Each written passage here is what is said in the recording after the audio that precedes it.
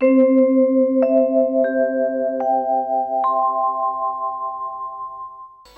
अपने संकल्प से अनंत अनंत ब्रह्मांड को प्रकट कर देते हैं, उनके लिए कुछ असंभव नहीं। समुद्र के अंदर सुंदर 7 कोस लंबी चौड़ी द्वारिकापुरी का निर्माण हो गया रातों रात। और अपनी योग माया के द्वारा भगवान ने पूरी मथुरा की प्रजा को उठा करके द्वारिका में रख दिया। और मथुरा में छोटी सी सेना लेकर के 10-20 सिपाही सैनिक लेकर के भगवान जरासंध की प्रतीक्षा करते रहे। जरासंध आया, थोड़ी देर युद्ध करने का नाटक किया, फिर युद्ध छोड़ करके भागे। जरासंध ने कहा, अरे कहां भाग रहे हो, मुझसे बच करके नहीं जाओगे। जरासंध ने पीछा किया, भगवान भागते रहे। एक पर्वत पर चढ़ गए, जरासंध ने उस पर्वत पे आग लगा दी, वहां से भी बच करके भगवान निकल गए। जरासंध तो लौट आया, लेकिन कालयवन नाम का एक म्लेच्छ उस युद्ध में आया था जरासंध के साथ। वो जानता था कि कृष्ण बड़े चतुर हैं, कृष्ण बच जाएगा, वो प्रतीक्षा कर रहा था। और फिर जब भगवान पर्वत से उतर करके जाने लगे तो कालयवन ने भगवान का पीछा किया। कालयवन को पीछे दौड़ता देख करके भगवान एक गुफा में चले गए। उस गुफा के अंदर महाराज मुचकुंद शयन कर रहे थे। मुचकुंद के ऊपर भगवान ने अपना पीतांबर डाल दिया। रघुवंश के राजा महाराज मुचकुंद शयन कर रहे थे। पीतांबर डाल करके भगवान अंदर चले गए।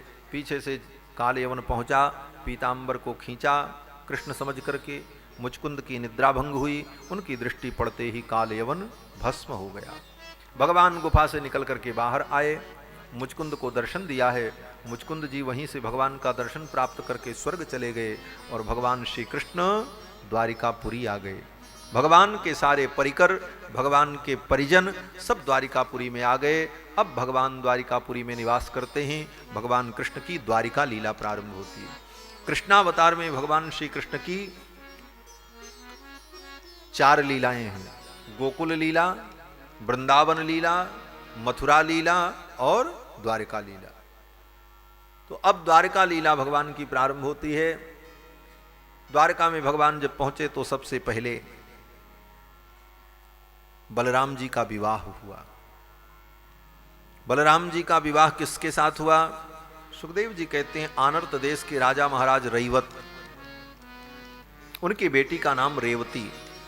रेवती के लिए वो वर ढूंढ रहे थे, कोई वर नहीं मिला तो ब्रह्मा जी के पास पहुंचे। ब्रह्मा जी से कहा, आपने मेरी बेटी के लिए कौन सा दुल्हा बनाया? ब्रह्मा जी ने कहा, चले जाओ द्वारिकापुरी में वसुदेव जी के जो ज्येष्ठ पुत्र हैं बलराम जी, उन्हीं के साथ अपनी बेटी का ब्याह कर दो। महाराज रैवत आए हैं और अपनी बेटी का कन्यादान किया है। रेवती जी के साथ बलराम जी का विवाह संपन्न हुआ। श्री बलराम जी महाराज रेवती रमण कहलाए हैं। बोलो श्री रेवती रमण भगवान की जय। श्री बलराम जी का रेवती जी के साथ विवाह संपन्न हुआ। अब कन्हैया का ब्याह होगा। देखो, शास्त्र सम्मत जीवन जीना ही धर्मात्मा का लक्षण है। और धर्म यही कहता है कि बड़े भाई के विवाह के पहले अगर छोटा भाई विवाह कर ले तो उस भाई को प्रायश्चित लगता है, दोष लगता है। तो बड़े भाई का विवाह हो जाए तब कृष्ण भगवान का हो, विधि यही। इसको परिवेत्ता परिवित्त प्रायश्चित कहते। परिवेत्ता प्रायश्चित, बड़े भाई का विवाह न हो, छोटा भाई पहले विवाह कर ले, बोले दोनों भाइयों को प्रायश्चित करना पड़ता है और बड़ा कठिन प्रायश्चित होता है। आज मैं वाल्मीकि रामायण का स्वाध्याय कर रहा था तो वाल्मीकि रामायण में जब भगवान ने बाली का वध किया, बाली को बाण मारा, तो बाली ने कहा कि महाराज ऐसा मृत्यु दंड तो परिवेत्ता को दिया जाता है। तब हमें समझ में आया कि परिवेत्ता परिवित्त का प्रायश्चित कितना कठिन है। शास्त्र तो अनंत है, अनंत चीजें शास्त्रों में कही गई हैं, यथाशक्ति पालन करने का प्रयास करना चाहिए। तो बड़े भाई के विवाह के पहले छोटे भाई को विवाह नहीं करना चाहिए। अगर बड़ा भाई सन्यासी हो जाए, सब कुछ त्याग करके सन्यास धर्म में चला जाए, तो उसकी अनुमति लेकर के छोटे भाई को विवाह करना चाहिए, अन्यथा वो विवाह करे तो बहुत बड़ा दोष लगता है। तो अब बलराम जी का विवाह हो गया तो अब कृष्ण भगवान के विवाह में कोई दोष नहीं है। अब कृष्ण भगवान का विवाह कैसे हुआ? सुखदेव जी कहते हैं राजन, कृष्ण भगवान के तो बहुत विवाह हुए, 16,108 विवाह, लेकिन एक विवाह जो प्रथम विवाह है और प्रधान विवाह है, ये किसके साथ हुआ? बोले रुक्मिणी जी के साथ। कृष्णावतार में रुक्मिणी जी ही महालक्ष्मी का अवतार है। राघवत्वे भवत सीता रुक्मिणी कृष्ण जन्मनी। रामावतार में महालक्ष्मी सीता के रूप में प्रकट हुई हैं और कृष्णावतार में महालक्ष्मी रुक्मिणी जी के रूप में प्रकट हुई। राघवत्वे भवत सीता रुक्मिणी कृष्ण जन्मनी। और ये रुक्मिणी जी कहां प्रकट हुई? बोले दक्षिण भारत में कुंडिनपुर में। कुंडिनपुर के महाराज भीष्मक, उनके घर में बेटी के रूप में प्रकट हुई हैं। इनका नाम रुक्मिणी है। बचपन से ही रुक्मिणी जी का भगवान के चरणों में अनुराग, माता पिता के द्वारा, भाई बंधुओं के द्वारा कृष्ण के चरित्र को सुनकर, कृष्ण भगवान की लीलाओं को सुनकर के रुक्मिणी जी ने भगवान के चरणों में अनुराग किया है, मन से भगवान का वर्ण कर लिया। लेकिन रुक्मिणी का भाई रुक्मी वो चाहता था कि मैं अपनी बहन का विवाह शिशुपाल के साथ करूं, और अपने मित्र शिशुपाल के साथ विवाह तय कर दिया। रुक्मिणी जी व्याकुल हो गई, मेरा ब्याह अगर शिशुपाल के साथ होगा तो मैं अपने प्राणों का त्याग कर दूंगी। मैंने तो कृष्ण को ही अपना प्रियतम माना है। और फिर रुक्मिणी जी ने सोचा कि एक बार मुझे प्रयास करना चाहिए। क्या प्रयास? बोले कृष्ण तक, द्वारिकाधीश कृष्ण के पास तक सूचना तो पहुंच जाए। और रुक्मिणी जी ने एक पत्र लिखा। पत्र लिख करके ब्राह्मण के द्वारा वो पत्र भगवान द्वारिकाधीश के पास भेजा। पत्र लेकर के ब्राह्मण देवता आए और भगवान को दिया। भगवान ने कहा ये क्या है? ब्राह्मण देवता ने कहा ये पत्र है। किसका पत्र है? बोले रुक्मिणी का। कुंडिनपुर की राजकुमारी रुक्मिणी ने आपको पत्र दिया है। तो भगवान कृष्ण ने ब्राह्मण देवता से कहा कि पढ़ करके सुनाओ, इसमें क्या लिखा है। ब्राह्मण देवता ने कहा कि ये रुक्मिणी का पत्र है, राजकुमारी का पत्र है। इस पत्र को मैं पढ़ूं ये ठीक नहीं, आप ही पढ़ो, आपका पत्र है। किसी दूसरे का पत्र किसी दूसरे को पढ़ना भी नहीं चाहिए। भगवान ने कहा नहीं, आप पढ़ करके सुनाओ। ब्राह्मण से ही उस पत्र को भगवान ने पढ़वाया,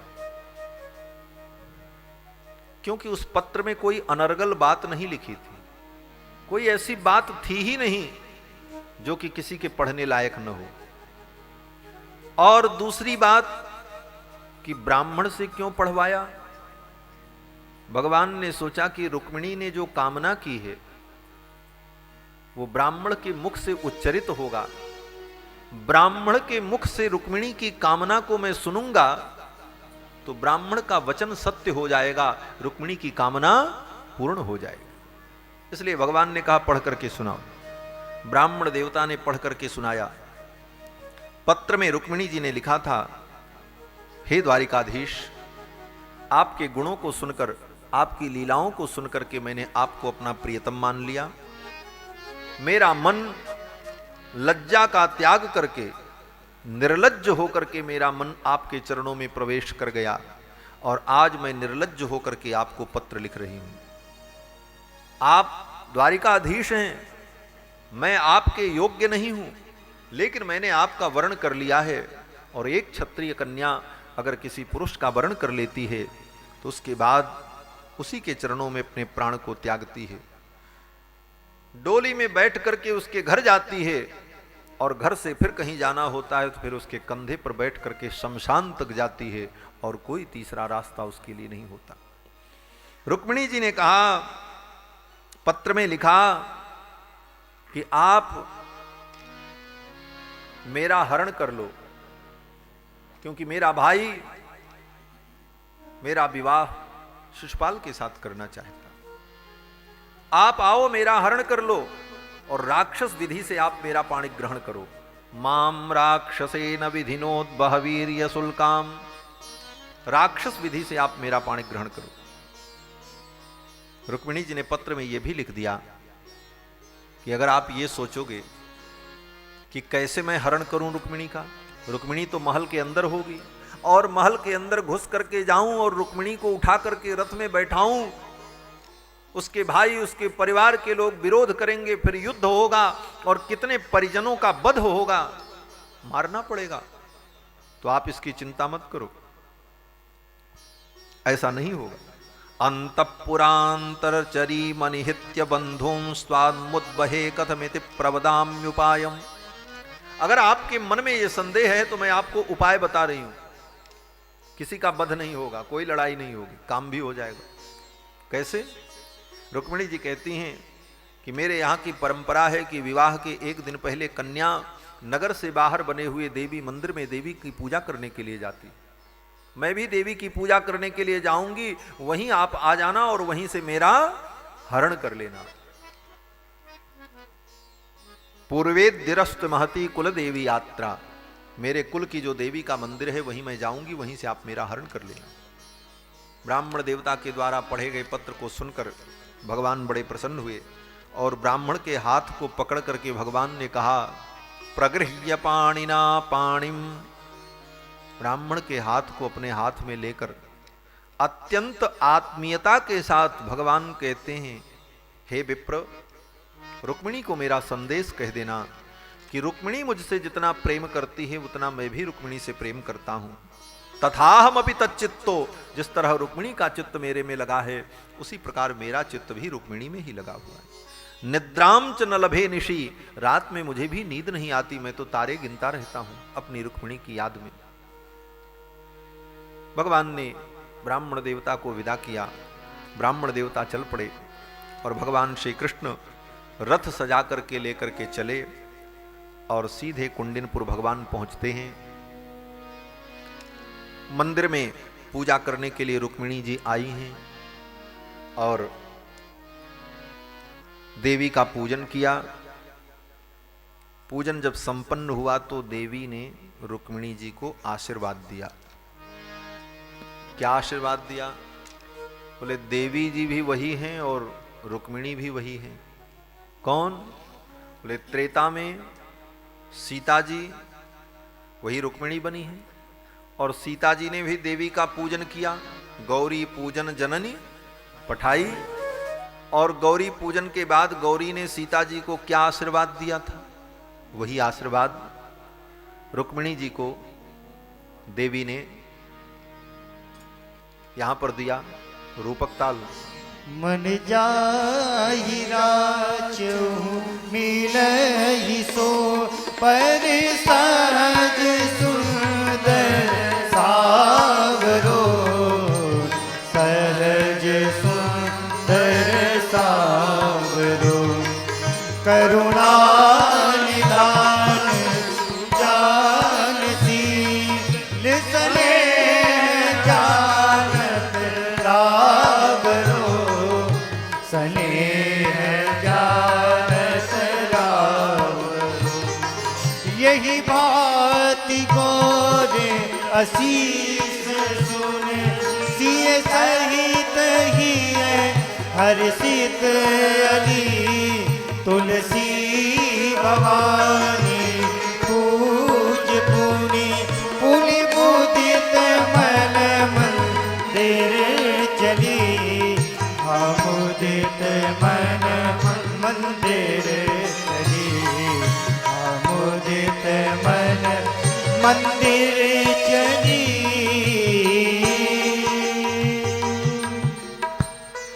गौरी का पूजन किया और गौरी ने यही आशीर्वाद दिया, मन जाई राच्यु मिलहि सोबर। मन ने जिसका वर्ण किया है वही दुल्हा तुम्हें प्राप्त हो। और ज्यों ही रुक्मिणी जी मंदिर से बाहर निकली, मृषान होए देव ऋषि बानी, देवताओं की, ऋषियों की, देवर्षि की, महापुरुषों की वाणी तो मिथ्या होती नहीं। ज्यों ही मंदिर से बाहर रुक्मिणी जी निकली तब तक देखती हैं भगवान का गरुण ध्वज रथ मंदिर के द्वार पर खड़ा था। भगवान श्याम सुंदर को देखा, सीढ़ियों से उतर करके बाहर आई। भगवान ने हाथ बढ़ाया, रुक्मिणी के हाथ को पकड़ा और रथ पर बैठा लिया। हो गया पाणि ग्रहण। पाणि ग्रहण का मतलब कन्या के पाणी को ग्रहण करना। भगवान ने रुक्मिणी के पाणी को ग्रहण किया, रथ पर बैठाया और रथ लेकर के चल पड़े। सैनिक दौड़ पड़े, मारो मारो पकड़ो, लेकिन कोई कुछ नहीं बिगाड़ सका। सबको पराजित करते हुए, सबका दलन और कदन करते हुए भगवान रुक्मिणी को लेकर के द्वारिका चले आए। रुक्मिणी का हरण भगवान ने किया है। रुक्मिणी का विवाह शिशुपाल के साथ होने वाला था, भगवान ने हरण कर लिया। ये लीला क्यों भई? बोले रामावतार में जो रावण था वही द्वापर युग में शिशुपाल बना हुआ है। और रावण ने क्या किया था? बोले रावण ने भगवान की पत्नी का हरण किया था। तो भगवान ने कहा उस बार तुमने मेरी पत्नी का हरण किया था, तो मैं तो तुम्हारी पत्नी का हरण नहीं करूंगा, लेकिन मन से तुम जिसको पत्नी मान लोगे उसका हरण करूंगा और तुमको मजा चखाऊंगा कि पत्नी के हरण का दुख क्या होता है। क्योंकि रावण ही शिशुपाल बना है। 3 जन्म द्विज वचन प्रमाणा। पहले जन्म में जय और विजय हिरण्याक्ष हिरण्यकश्यपु बने, दूसरे जन्म में रावण कुंभकर्ण बने और तीसरे जन्म में शिशुपाल और दंतवक्र बने। तो रावण ही द्वापर युग में शिशुपाल बना है और शिशुपाल का विवाह रुक्मिणी के साथ तय हुआ था और भगवान ने विवाह होने नहीं दिया, रुक्मिणी का हरण कर लिया। शिशुपाल बहुत रोया, बेचारा हल्दी उल्दी लगा करके बैठा था तैयारी करके, और दुल्हन ले गए लक्ष्य निवासा। दुल्हन तो ठाकुर जी लेकर के चले, बड़ी बेइज्जती भई बेचारे की, बहुत रोया, सिर पीटा। उसके मित्र रुक्मी ने कहा मित्र चिंता मत करो, मैं अपने प्राणों की आहुति दे दूंगा और अपनी बहन को छुड़ा करके लाऊंगा, तेरे साथ ब्याह करूंगा। वो भी गया, कुछ नहीं कर सका, उसको भी मार करके, उसकी धुनाई पिटाई करके ठाकुर जी ने उसको भी विदा कर दिया और रुक्मिणी जी को लेकर के भगवान द्वारिकापुरी आ गए। द्वारिका में महामोद हुआ है। श्री सुखदेव जी महाराज कहते हैं, हे राजन द्वारकायाम भूत राजन महामोद पुरौकसाम। द्वारिका में महामोद हुआ, बड़ी प्रसन्नता भई और फिर तो सभी द्वारिका वासियों ने पूरी द्वारिकापुरी को दुल्हन के समान सजा दिया। दिव्य विवाह मंडप का निर्माण हुआ। सखाओं ने भगवान श्री कृष्ण को दूल्हा वेश में सजाया और सखियों ने रुक्मिणी जी को दुल्हन वेश में सजाया। सहनाइयां बजने लगीं, माताओं ने मंगल गीत गाए हैं, ब्राह्मणों ने वेद मंत्र का उच्चार किया है और बड़े धूमधाम से दुल्हा कृष्ण की बारात चल पड़ी और द्वारिका में आनंद छा गया। आज दुल्हा बने हैं सांवरिया, आज दुल्हा बने हैं सांवरिया, आज दुल्हा बने हैं सांवरिया, आज दुल्हा बने हैं सांवरिया।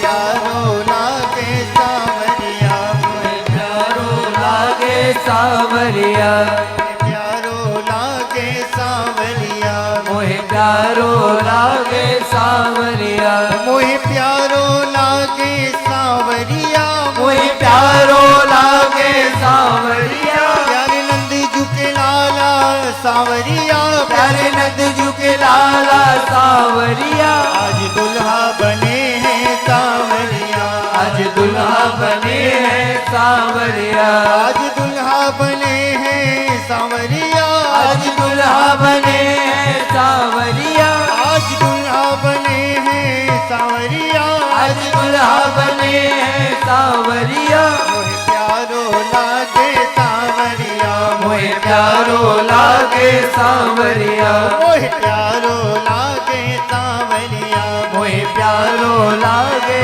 सांवरिया, मोहे प्यारो लागे सांवरिया, मोहे प्यारो लागे सांवरिया, मोहे प्यारो लागे सांवरिया, मोहे प्यारो लागे सांवरिया।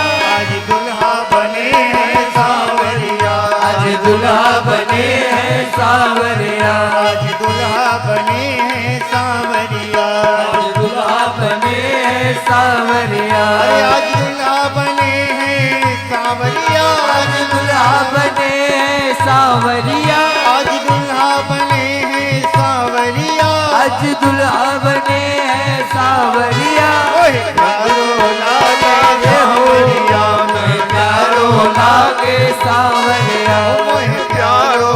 लागे सांवरिया, मोहे प्यारो लागे सांवरिया, मोहे प्यारो लागे सांवरिया, मोहे प्यारो लागे सांवरिया। आज दुल्हा बने हैं सांवरिया, आज दुल्हा बने हैं सांवरिया, आज दुल्हा बने हैं सांवरिया, आज दुल्हा बने हैं सांवरिया। माला रुक्मिणी ने भगवान कृष्ण के गले में वरमाला डाली, भगवान ने रुक्मिणी जी के गले में वरमाला डाली। ब्राह्मणों ने वेद मंत्र का उच्चारण किया। हरि ओम स्वस्ति न इंद्रो वृद्धस्रवाः स्वस्ति नः पूषा विश्ववेदाः स्वस्ति नस्तारक्षो अरिष्टनेमिः स्वस्ति नो बृहस्पतिर्दधातु भद्रं कर्णेभिः शृणुयाम देवा भद्रं पश्येमाक्षभिर्यजत्राः स्तरैरङ्गैस्तुष्ट्वा पुंसस्तनूभिर्वशेमहि देवहितं जदायुः सतमिन्नो शरदो अन्ति देवा जतरा नश्चकरा जरसन्तनूनाम् पुतरासो जतरा पितरो भवन्ति मानो मदयारी रेखतायुर्गन्तो जतो जतः समीहसे ततो नो अवयं कुरु सन्नः कुरु प्रजाभ्यो भयं नः पशुभ्यः सुशान्तिर्भवतु वरकन्ययोः मङ्गलमास्यताम्। चलिए या पूजन कराओ।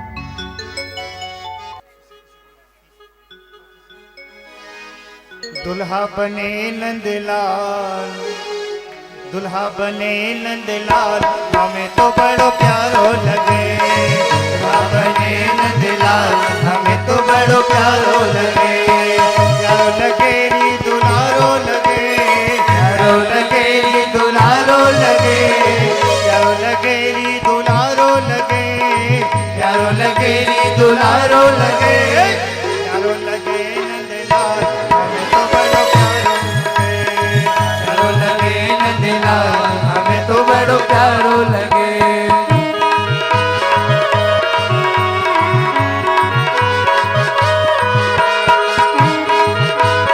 जय हो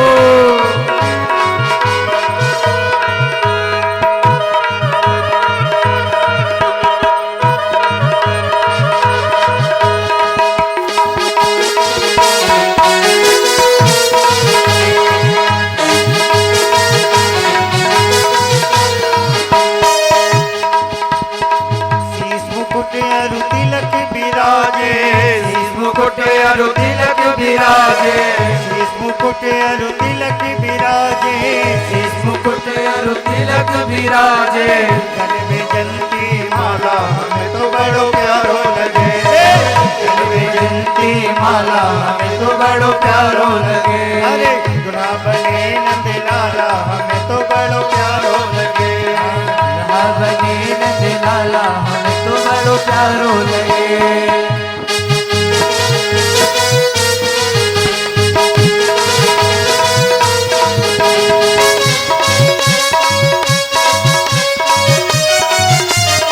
जय हो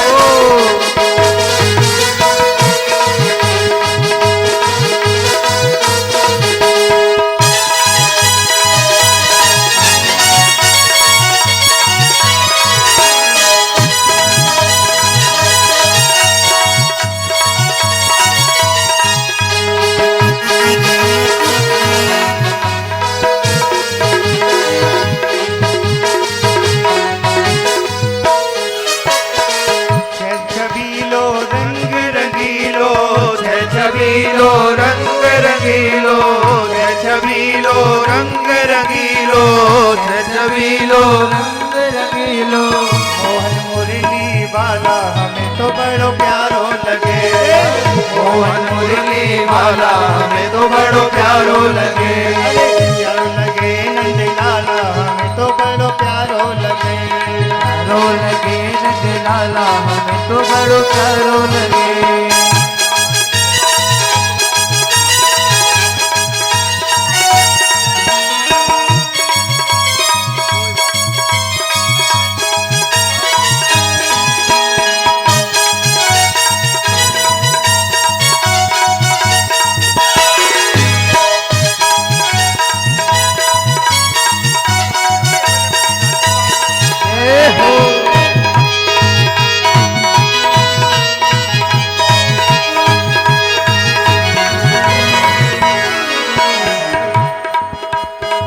एक ही धुन हमें मीठी लागे, एक ही धुन हमें मीठी लागे, एक ही धुन हमें मीठी लागे, एक ही धुन हमें मीठी लागे।